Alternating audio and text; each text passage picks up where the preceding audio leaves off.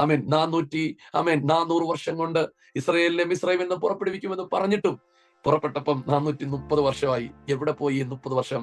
അത് മോശയെ പണിതെടുക്കാൻ ദൈവത്തിന് കുറച്ചും കൂടെ സമയം വേണ്ടി വന്നു.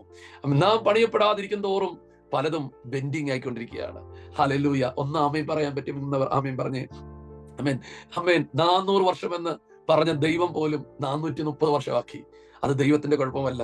ആ ലീഡർഷിപ്പ്, ആ മോശ, ആ ഞാൻ പണിയപ്പെട്ടില്ല.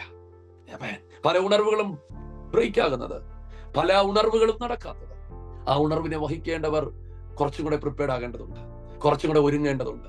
ആമേൻ. പല നന്മകളും പ്രാപിക്കാത്തതിന്റെ കാരണം സ്തോത്രം, അത് വഹിക്കേണ്ടവർ കുറച്ചും കൂടെ ഒരുങ്ങേണ്ടതുണ്ട്.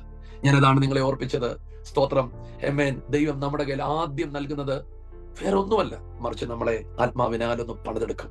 കൈകളെ ഉയർത്താൻ പറ്റുന്നവർ കൈകളെ ഉയർത്തി ദൈവത്തെ സ്തുതിച്ചു. സെയിം ഇതേ കാര്യം തന്നെ 1 ശമൂവേൽ 10-ാം അധ്യായത്തിന്റെ 9-ാമത്തെ വാക്യത്തിൽ നമുക്ക് കാണാൻ പറ്റും. ഇസ്രായേലിന്റെ ആദ്യത്തെ രാജാവായിട്ട് ശൗലിനെ ദൈവം തിരഞ്ഞെടുക്കുകയാണ്.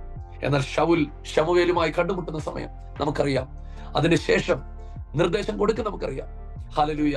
അവൻ പ്രവാചകൻ കൂട്ടവുമായി കണക്റ്റഡ് ആകുന്നു. പ്രവചനത്തിന്റെ ആത്മാവിന്റെ മേൽ വരുന്നു. അവൻ പ്രവചിക്കും. ആത്മാവിന്റെ മേൽ വരുന്നു, അവൻ പ്രവചിക്കുന്നു. സ്തോത്രം. സത്യത്തിൽ അവനെ പ്രവാചകനായിട്ടല്ല ദൈവം കണ്ടത്. ദൈവം അവനെ കണ്ടത് രാജാവായിട്ടാണ്. പക്ഷെ അവന് ആദ്യം കൊടുത്തത് ആത്മാവിനെയാണ്. എത്ര പേർ ദൈവത്തെ സ്തുതിക്കുന്നു? ആത്മാവിനെയാണ് കൊടുത്തത്. ആമേൻ. ഒരു രാജാവിന് ദൈവം കൊടുത്തത് രാജ്യത്വത്തിന്റെ മുകളിൽ ആത്മാവിനെയാണ്. സ്തോത്രം. ആ ആത്മാവ് അവന്റെ മേൽ വരുമ്പോൾ ഒരു രാജാവിനുള്ള എല്ലാ പേഴ്സണാലിറ്റിയും, ഒരു രാജാവിനുള്ള എല്ലാ കഴിവും അവന്റെ മേൽ വരികയാണ്. നമ്മൾ ചിന്തിച്ചു നോക്കിക്കേ, എന്തോ ഒരു സംഭവം അല്ലേ അത്.